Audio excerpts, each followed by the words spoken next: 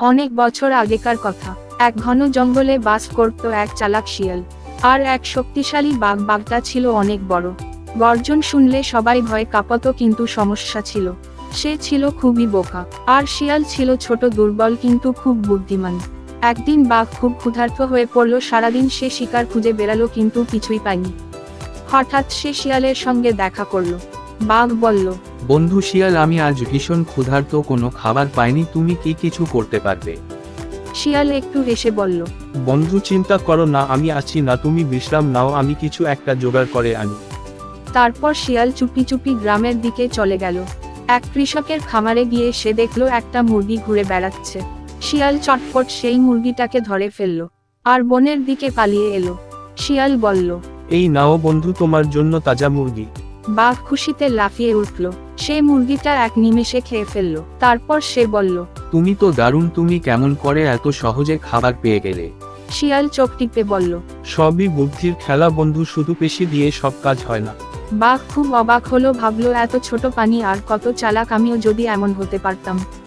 এরপর থেকে প্রায় প্রতিদিন শিয়াল বাঘের জন্য কিছু না কিছু খাবার এনে দিত। কখনো একটা পাখি, কখনো খরগোশ, আবার কখনো ছোট মাছ।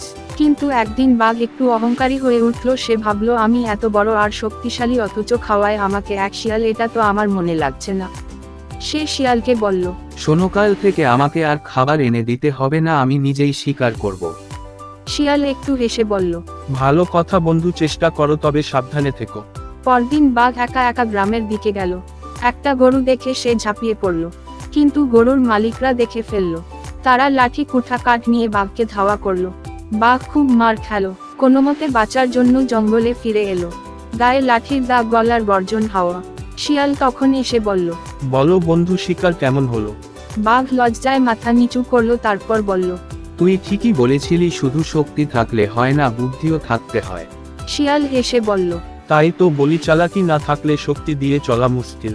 তাহলে বন্ধুরা, আমরা এই গল্প থেকে কি শিখলাম? যে বুদ্ধি ছাড়া শক্তি মূল্যহীন, অথবা যে বুদ্ধিমানের কথা শোনে সে বিপদে পড়ে না। তাহলে বন্ধুরা, গল্পটি কেমন লাগলো? যদি ভালো লাগে তাহলে একটা লাইক, কমেন্টস আর সাবস্ক্রাইব করতে ভুলবেন না। দেখা হচ্ছে পরবর্তী কার্টুন ভিডিওতে।